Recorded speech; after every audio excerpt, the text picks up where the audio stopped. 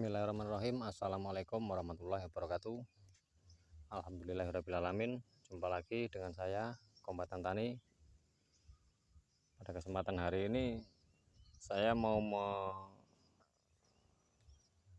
berbagi pengalaman, berbagi informasi ya. Menurut pemahaman saya, menurut versi saya teman-teman ya. Jadi dalam hal ini saya mau memberikan pemahaman menurut versi saya tentang bagaimana sebaiknya kita menggunakan asam gibberellin ya.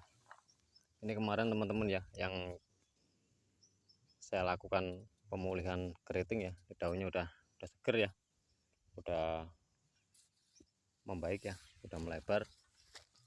Jadi pemanfaatan asam gibberellin ini sangat efektif untuk melakukan pemulihan ya, pemulihan terhadap keriting ya. Jadi dia punya kecepatan yang luar biasa ya. 3 hari 4 hari pasti dia udah muncul daun baru dengan kondisi yang sehat ya. Jadi untuk teman-teman yang belum tahu atau belum melihat video saya kemarin, jadi pemulihan keriting seperti apa caranya, teman-teman bisa lihat di video saya kemarin ya, video saya sebelumnya. Jadi teman-teman ya, untuk asam gibberellin itu termasuk kan hormon ya, hormon pemacu tumbuh. Jadi kalau menurut saya ini banyak yang mati teman-teman ya tempo hari ya, karena nggak ada hujan sama sekali. Itu rata-rata udah muncul teman-teman ya. Jadi asam gibberellin ini cara kerjanya dia ini memacu tumbuh ya, memacu tumbuh. Jadi kecepatan dia untuk memacu pertumbuhan itu lebih cepat dibandingkan dengan pupuk ya. Ini lihat teman-teman ya, semuanya sudah muncul.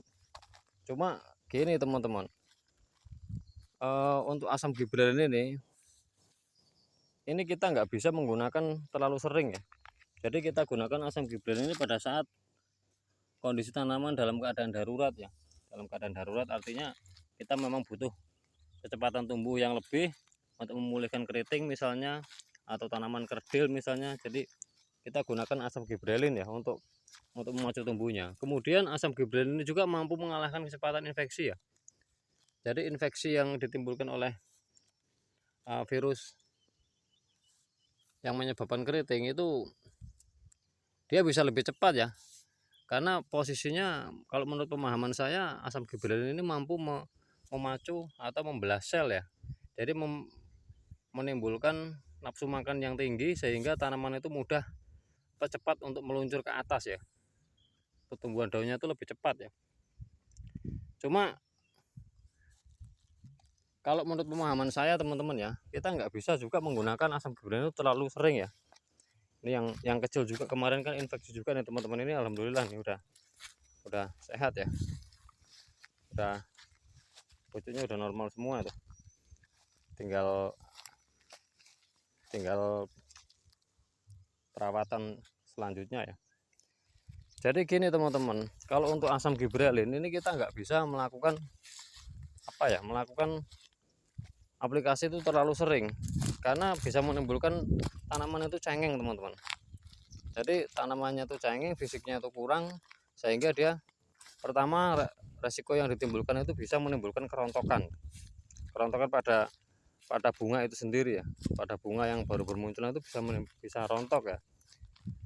Nah, kemudian tanaman itu kalau kita sering melakukan aplikasi asam gibberellin itu tanaman itu mudah sakit ya, mudah kena penyakit, karena dia dipaksa keadaan untuk terbelah selnya, sehingga dia memiliki jaringan-jaringan yang lebih besar ya, sehingga dipaksa untuk terpacu ya, untuk makan.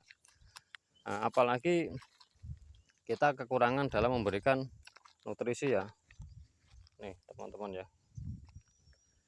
Jadi untuk saran saya, kalau teman-teman mau menggunakan asam gibberellin, gunakan di saat tanaman dalam kondisi darurat ya, dalam kondisi memang kita butuh dia untuk cepat, untuk memacu pertumbuhannya lebih cepat, misalnya memulihkan keriting itu tadi ya. Kemudian setelah 3 atau 4 hari kita lakukan aplikasi asam gibralin, itu kita aplikasikan pupuk atau kita aplikasikan dengan cara spray pupuk yang mengandung K tinggi ya, misalnya KNO3 ya. KNO3 kita aplikasikan 3 atau 4 hari setelah kita lakukan pemupukan kita lakukan aplikasi asam gibralin ya. Tujuannya untuk menguatkan kembali batang atau fisik tanaman ya. Jadi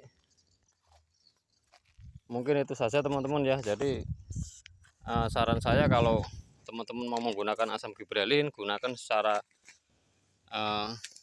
jangan berlebihan, jangan terlalu sering, gunakan pada saat darurat aja. Dalam keadaan memang tanaman itu darurat, butuh pemacu tumbuh yang lebih cepat ya. Jadi kita gunakan asam gibralin untuk memacu pertumbuhannya ya. Jadi jangan terlalu berlebihan, karena berlebihan juga menimbulkan efek ya, menimbulkan efek negatif ya untuk tanaman kita, terutama fisiknya itu bisa menjadi cengeng ya. Jadi dia rentan terhadap serangan penyakit ya. Jadi gunakan asam gibralin pada saat kita membutuhkan dalam keadaan tanaman kita darurat tumbuh ya, darurat dalam pertumbuhannya, untuk memulihkan keriting dan sebagainya ya. Oke teman-teman, saya rasa itu aja dari saya, semoga bermanfaat. Sekian, wassalamualaikum warahmatullahi wabarakatuh.